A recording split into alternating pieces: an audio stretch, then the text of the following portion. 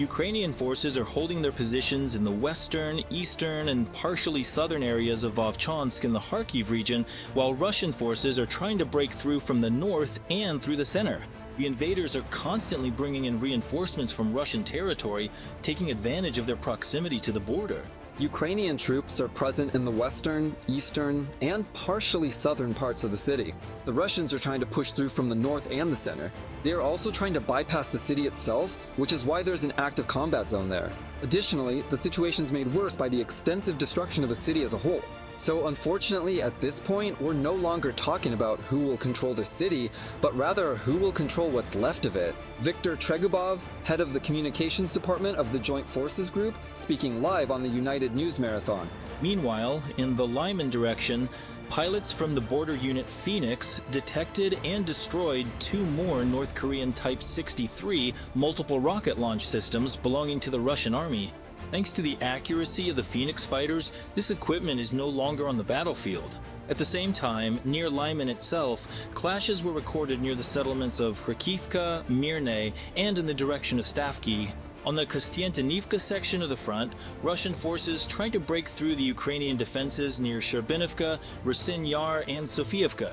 On the hottest Pokrovsk direction, Ukrainian defenders repelled Russian attacks in the areas of Khrishain, Kotlin, Udachne, and Molodetske.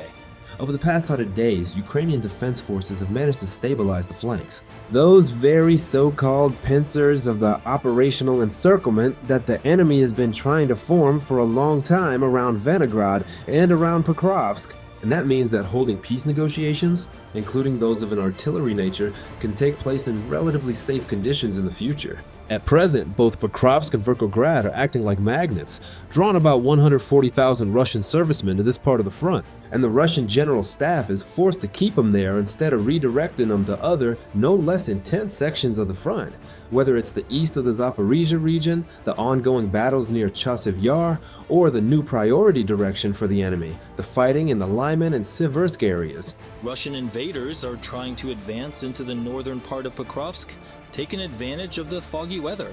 But despite this, Ukrainian forces report that they are successfully destroying the enemy. Search and assault operations and the elimination of Russian units in the urban area are also ongoing in the city. The East Military Group reported that over the past day, the Russians lost 84 people in this direction, 48 of them irretrievably. At the moment, thick fog covers almost the entire theater of operations, which makes it extremely difficult for drones to operate, both reconnaissance and strike drones. This, in fact, creates serious problems not only for our drone operators, but also for the Russians, who are unable to effectively track all the movements of Ukrainian forces and equipment, let's say in the Pokrovsk and Volgograd areas, as well as in other sectors of the front. And that means logistics are functioning. Ukrainian Special Operations Forces used drones to strike a Russian warehouse in temporarily occupied Donetsk. A large number of Russian army reconnaissance and strike drones were stored there, as well as warheads for them. In addition, Special Operations Forces drones struck Samaykino in the temporarily occupied Luhansk region. A fuel and lubricants depot belonging to the Russian South Group of Forces was hit. As a result of the attack, tanks containing about 6,000 cubic meters of fuel were destroyed. Total over the past day, Ukraine's defense forces have eliminated 1,010 Russian occupiers. Thus, according to the General Staff of the Armed Forces of Ukraine, the total losses of the Russian Federation's army since the start of the full-scale war have exceeded 1,183,000 people. In addition, the day before, Ukrainian defenders destroyed 1 tank, 1 armored combat vehicle, 25 artillery systems, and 107 units of automotive and special equipment for the enemy. The General Staff of the Armed Forces of Ukraine recorded 164 combat engagements. At the front, just in the past day alone, the Russian army stormed the positions of Ukraine's defense forces in the Slavyansk direction 11 times. Ukrainian defenders repelled 13 attacks each in the Lyman, Alexandrivka, and Huliaipol directions. In the Kostiantynivka direction, there were 18 attacks, and in the Pokrovsk direction, Russian occupiers attacked 42 times. And for more details about what's happening at the front, we'll talk with our guest Serhiy Bratchuk, spokesperson for the Ukrainian Volunteer Army, who was already with us live. Good morning. Glory to the heroes. Good morning. Glory to Ukraine. Glory to Ukraine, glory to the defense forces, glory to the heroes. Serhiy, please tell us, how do you see the situation right now at the hottest spots? Because the situation changes every day, both in Pokrovsk and in Myrnograd. This is the number one question, and it's where I'd like to start our conversation with you.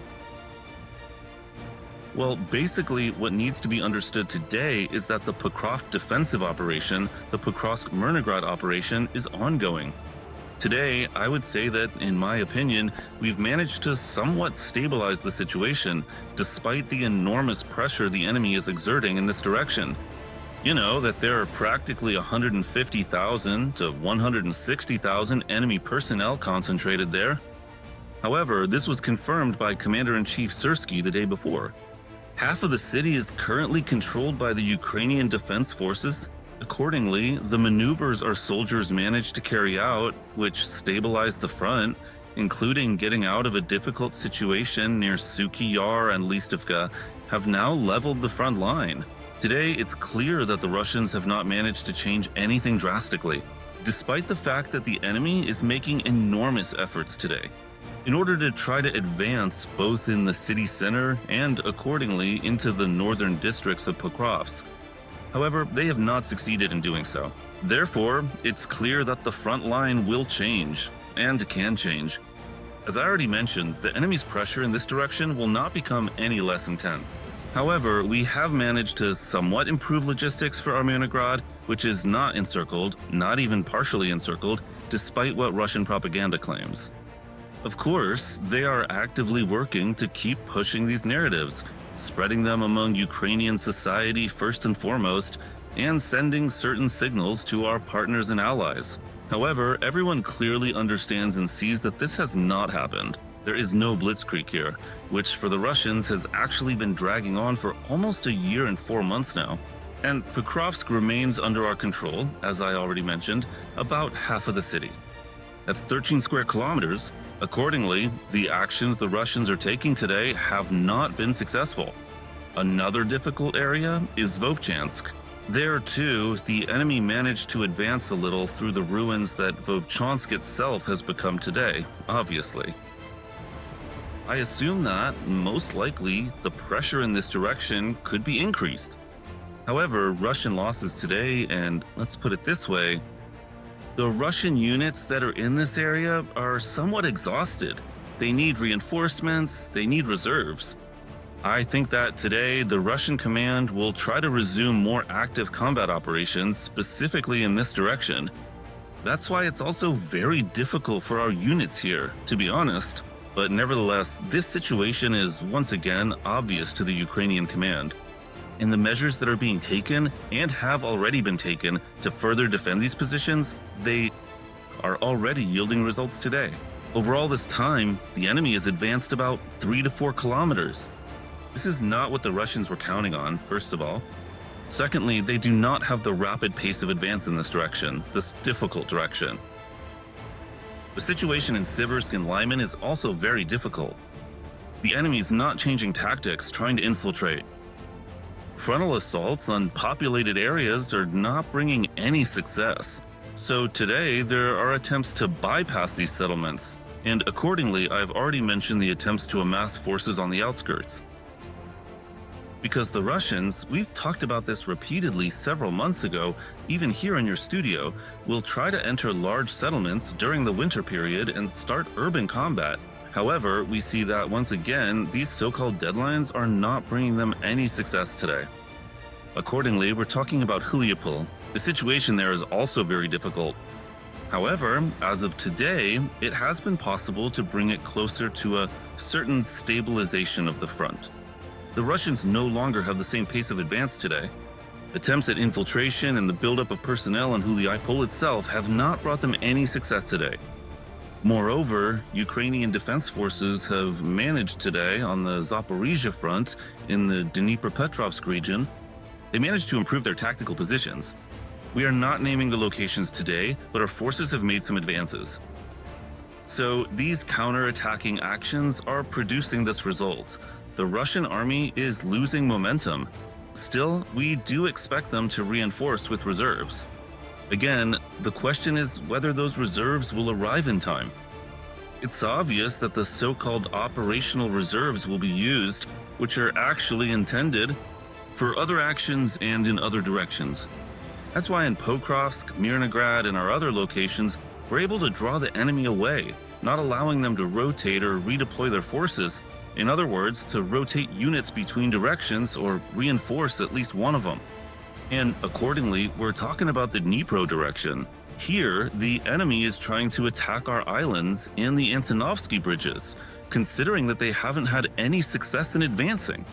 Artillery shelling of the city of Kherson and the Kherson communities is intensifying. The Crimean front is very active, but accordingly, there is no physical presence of our infantry there. However, there are air attacks and attacks from the sea as well. And one of the main topics across the entire front is Kupiansk. These are yet more information psychological operations, IPSO, from the Russian Federation, about how Kupiansk is supposedly occupied. However, today the situation is the opposite. The defense forces managed to push the enemy back to the northern outskirts of the city. It's still too early to talk about it, and probably not worth it, especially to announce anything about our movements or efforts in Kupiansk. However, today we can say that the defense forces have regained their positions, tactical positions in the city that had previously been taken by the Russians.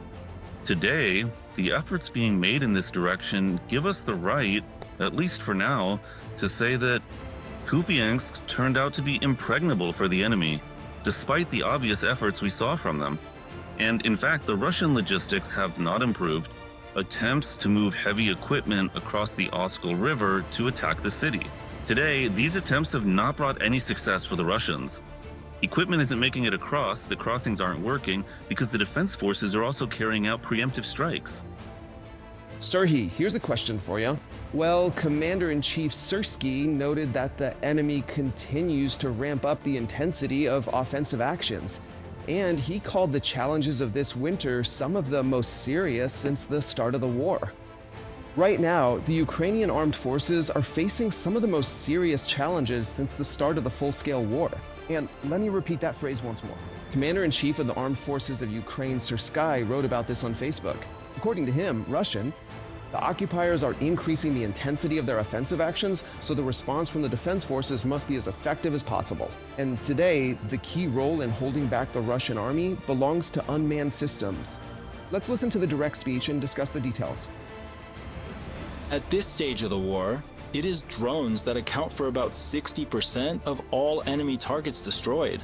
According to the results for November, and according to information from the General Staff of Ukraine, unmanned aerial systems completed more than 304,000 missions, while ground-based robotic systems completed almost 2,000. At the same time, according to the command of the Unmanned Systems Forces, drones have hit or destroyed about 81,500 targets in total. Over the past 6 months, this figure has been steadily increasing. After a period of relative parity, we are once again outpacing the enemy in the use of FPV drones, which are one of the main strike assets on the battlefield.